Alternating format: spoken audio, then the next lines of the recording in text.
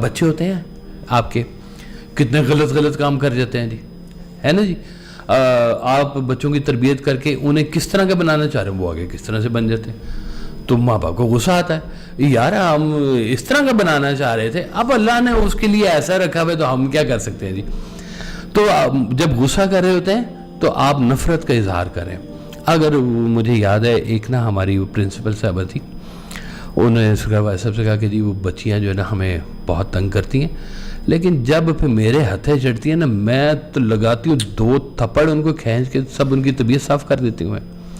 یہ صرف لڑکوں کو نہیں پھینٹی پڑتی, لڑکیوں کو بھی پھینٹی پڑتی ہے, اسکول میں کالج میں بھی پڑتی ہے. تو ہمارا تو مجھے یاد ہے جی ایک 8ویں کلاس کا ایک تھے ہمارے ٹیچر, آپ پتہ نہیں ذرا اینگر کا لیول چیک کریں. صبح کوئی بچہ ہو گیا اگر لیٹ, تو ایک تو وہ پی ٹی ماسٹر صاحب تھے ہمارے, وہ گیٹ سے ہی نا سوٹی مارتے ہوئے اس کو لے کے جا رہے ہوتے تھے کلاس روم تک کہ تو لیٹ آئے. اچھا ادھر سے وہ پھینٹیاں کھاتا ہوئے یا بچتا بچاتا پہنچ گیا کسی طرح سے کلاس روم میں, تو ماسٹر صاحب نے اس کو کھڑا کر دیا ہے دیوار کے ساتھ, اور ماسٹر صاحب ہاکی پکڑتے تھے, مطلب بھینت والا ڈنڈا بھی نہیں, ٹیپ والے, ہاکی باقاعدہ ہاکی پکڑ کے تو ان کو جناب ان کی پٹھی کے اوپر دھاڑ گول کر رہے ہوتے تھے پکڑ کے, جیسے پلنٹی سٹروک سارے آج انہوں نے پورے کرنے. ایڈی اختر رسول صاحب ہے. تو میں کہتا تھا یار یہ کتنا ان ہیومین قسم کا یہ بیہیویئر کرتے ہیں. مجھے تو ان ٹیچر سے کبھی محبت ہی نہیں ہو سکی, یقین کریں.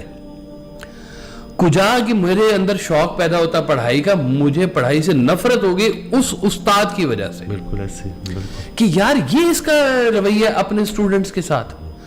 تو سرکار وائس صاحب کہتے تھے کہ انسان کا ہاتھ اس وقت اٹھتا ہے جب اس کے پاس دلیل کی طاقت ختم ہو جاتی ہے, کہ اب تم گفتگو سے نہیں اس کو سیٹسفائی کر سک رہے, لہذا اب تم ہاتھ اٹھاؤ گے, تھپڑ مارو گے اس کو, اور تم اس بات پہ قابض ہوگے کہ نہیں میں بڑا ہوں میری بات سنو, کیونکہ تم یہ بات اس کو تم کنونس نہیں کر سکے کسی طرح سے. استاد یہ کام کرتا ہے بچوں کے ساتھ, پھر بچے بھی کبھی موقع ملتا ہے وہ بھی کر جاتے ہیں. کئیوں نے استاد کی پھینٹی لگائی ہوئی پکڑ کے, ہم نے سن رکھا ہوا ہے نا جی. تو وہ کہیں باہر پکڑ لیتے ہیں استاد کو, تو پھینٹی لگائی. ہمارے کلاس فیلو تھا تو اس کو اسی طرح سے نکال دیا, تو سم ہاؤ اس نے پھر وہ کوئی سرٹیفکیٹ نکلوا لیا نا. تو جب اس کو سرٹیفکیٹ مل گیا تو پھر وہ کالج گیا اور وہ آفس میں انٹر ہوا, اور اس نے آفس کو لاک کیا, اور اس کے بعد پھر تقریباً 15-20 منٹ وہ اور اس نے صفائی کی پوری, کہ اب تو مجھے سرٹیفکیٹ مل گیا, اب کیا اکھاڑ سکتے ہو. لیکن پھر اس کے بعد اس پہ کیس ہو گیا, اور پھر وہ بھگتتا رہا جو بھی اس کے جو بھی معاملات ہیں. دیکھیں اب یہ سرکار وائس صاحب کا نا بڑا خوبصورت یہاں پہ ایک فکرہ. آپ کہتے ہیں کہ دیکھو تعلق رکھنا ہے تو جھگڑا کس بات کا, تعلق نہیں رکھنا تو جھگڑا کس بات کا. دونوں صورتوں میں کاہے کا تمہارا جھگڑا ہے. اور اس فکرے کے اوپر جو ہے نا جی ایک بہت بڑی چیز کھڑی ہوئی ہے, اور وہ ہے میاں بیوی کا ریلیشن. بس ابھی میں بھی اسی طرف آنے والا تھا, تو لو اس کے بغیر یہ مکمل ہی نہیں ہو سکتا جی یہ والا موضوع جو ہے. آپ نے بھی کہا کہ کسی کی فطرت جاننے کے بعد اس کے ساتھ جھگڑا کرنا اور ظلم کرنا ہے, تو یہ تو میاں بیوی تو جانتے ہیں ایک دوسرے کی فطرت, بہت اور اچھی جان کے انہی نقطوں کو چھیڑ کے پرووک کیا جاتا ہے. تو یہ کہ ہاں جی یہ اینگر میں آئے جی. اور دیکھ لیں کہ یہاں پر کس طرح سے لوگ سلوک کرتے ہیں. میں پچھلے دنوں ایک ٹی وی پروگرام تھا, تو کسی نے کال کی درمیان میں ٹی وی پروگرام میں, تو اس نے کہا کہ سر میں تو جو ہے نا وہ اپنی جب مجھے غصہ آتا ہے تو پہلے میں برتن توڑتا ہوں, تو پھر میں اپنی بیگم توڑتا ہوں اور بیگم پہ ہاتھ اٹھاتا ہوں. کون بندہ کہے گا کہ یہ آدمی ریشنل ہے, یا یہ آدمی ایون کہنا چاہیے کہ عقل کے کسی سطح پر بھی ہے کہ جو اپنی بیوی کے اوپر ہاتھ اٹھا رہا ہے. کہیں سے حکم ہی نہیں ہے اس بات کا. سرکار دو عالم صلی اللہ علیہ وسلم نے فرمایا کہ اگر تم اپنی بیوی کو رنگے ہاتھوں پکڑ بھی لو کسی غیر قانونی یا غیر شرعی کام کے اندر, تو تم اسے تھپڑ نہیں مار سکتے, باریک چھڑی سے تم اس کو ایسے ٹچ کر سکتے ہو, کوڑے بھی نہیں مار سکتے. وہ باقی سزائیں عدالت کی یا جو بھی معاملات ہیں وہ ادھر جائیں, اور بڑے معاملات ہیں. وہ ایک صحابی تھے, ان سے ان کی بیگم کے ساتھ کچھ معاملات ہوا, تو انہوں نے کہا میں اپنی بیگم کو طلاق دینے لگوں. تو باقی لوگوں نے پوچھا کہ جی کیا ہوا ہے ہمیں تو بتائیں. تو انہوں نے کہا کہ میں تمہیں نہیں بتا سکتا کیونکہ ابھی وہ میرے عقد میں ہے اور میری بیوی ہے, تو میں اس کے بارے میں نہیں بتا سکتا. جس دن ڈائیورس ہو گئی اور وہ اپنے گھر چلی گئی تو پھر لوگ آ گئے, اب تو بتا دیں کہ کیا معاملہ تھا. اس نے کہا اب وہ غیر محرم ہے, اب میں کیسے بتاؤں. تو یہاں تو تشہیر کی جاتی ہے جی.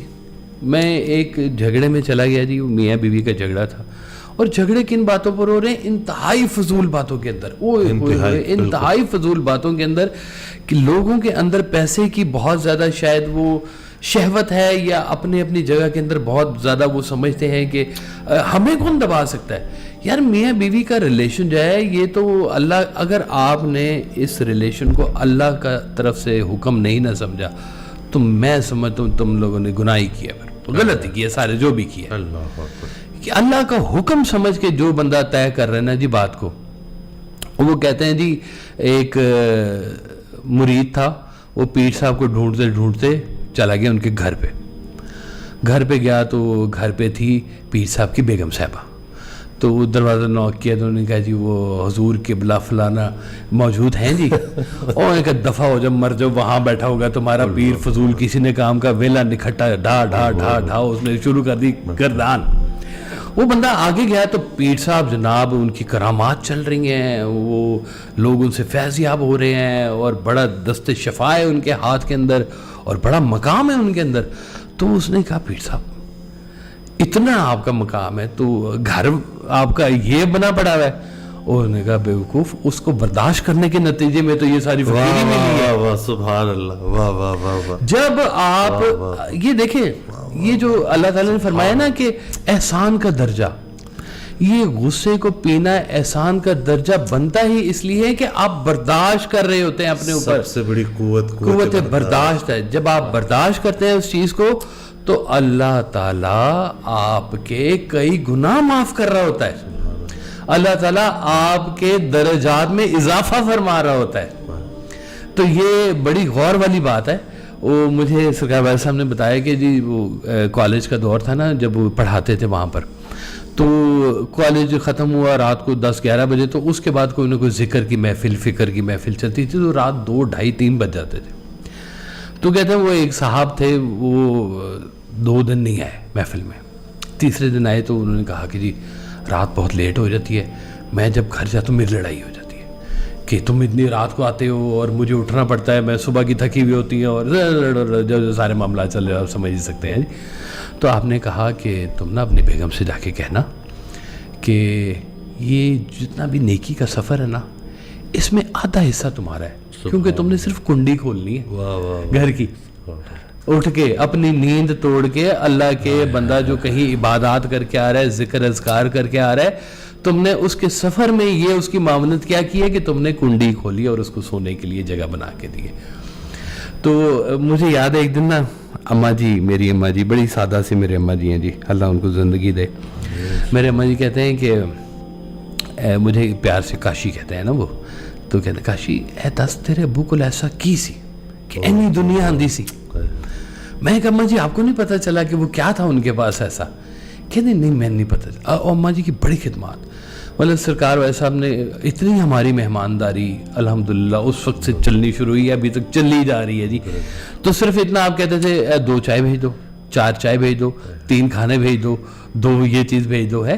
تو بس میں نے جا کے اماں جی کو کہنا ہے اور اس کے بعد وہ چیز تیار ہونی ہے اور میں نے لا کے ٹیبل پہ رکھ دینی ہے. شربت بن کے آ رہا ہے تو وہ یہ بن کے آ رہا ہے تو فلاں بن کے آ رہا ہے. تو صبح سے شروع ہوا ہے, سرکار فجر سے پہلے اٹھ جاتے تھے, اور رات کو ختم کس وقت ہونا ہے کچھ پتہ نہیں, 1 بجنا ہے, 2 بجنے ہیں, کیا معاملہ ہونا ہے.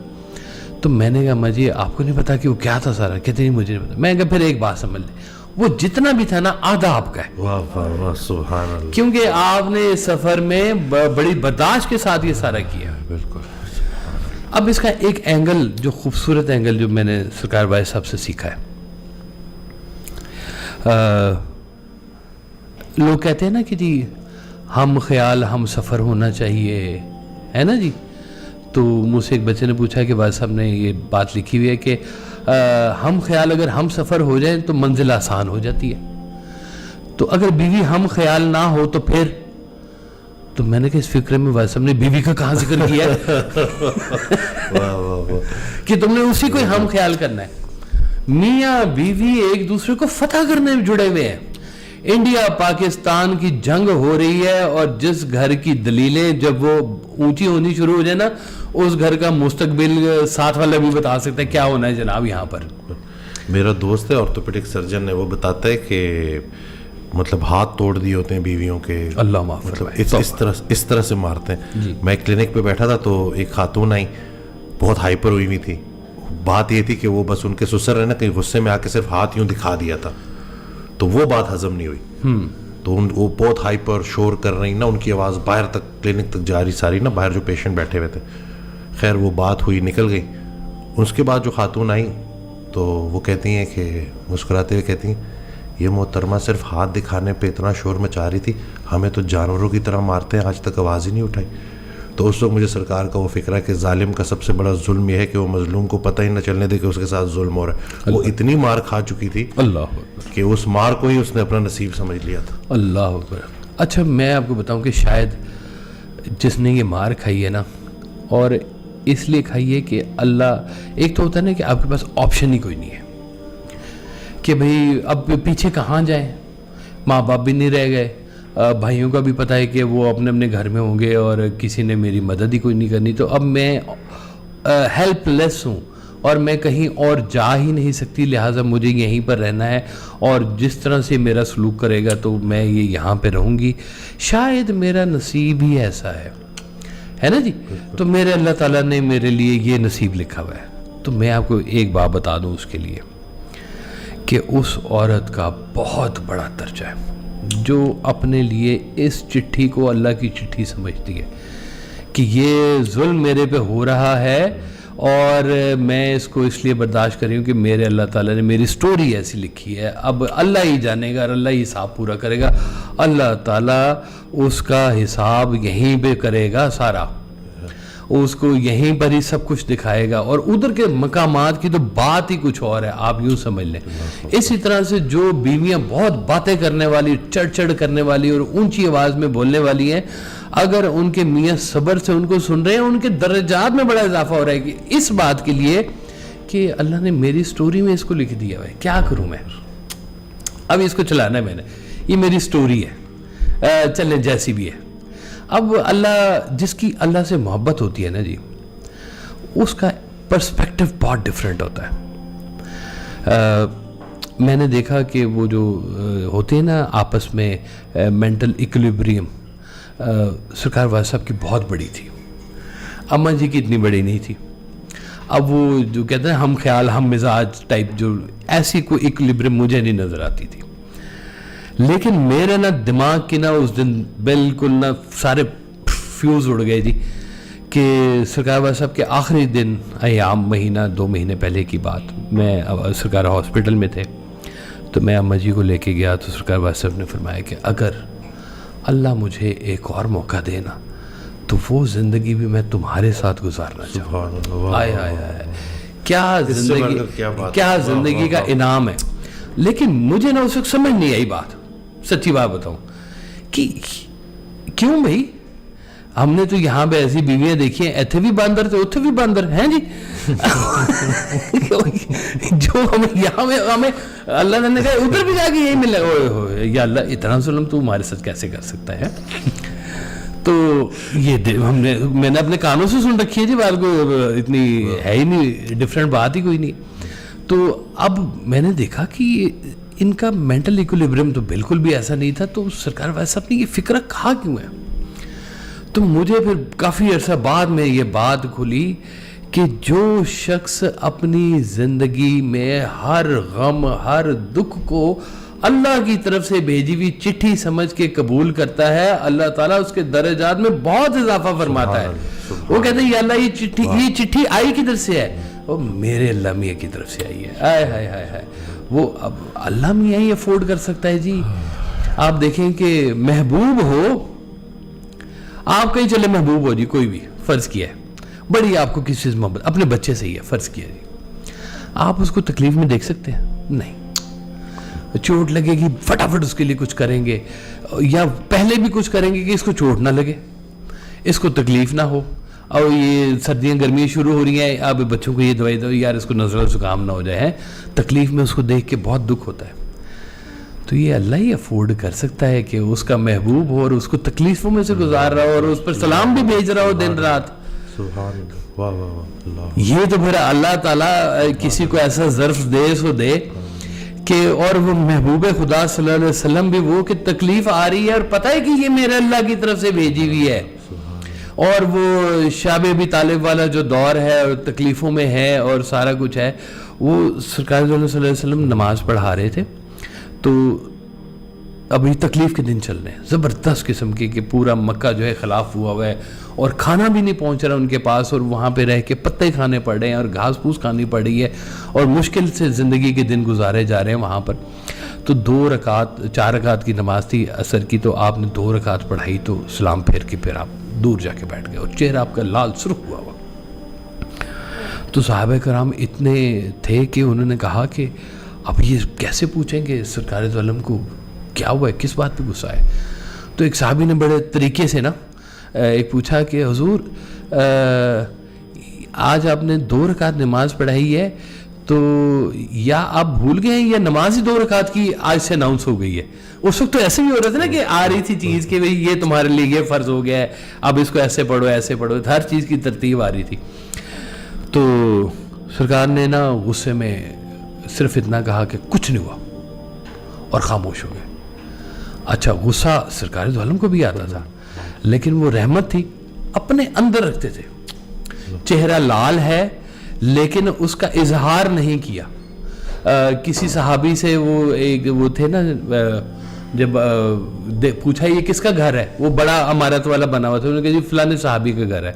تو جب وہ نماز کے لیے آیا تو سلام کیا تو سرکار نے منہ پھیر لیا, کچھ نہیں کہا.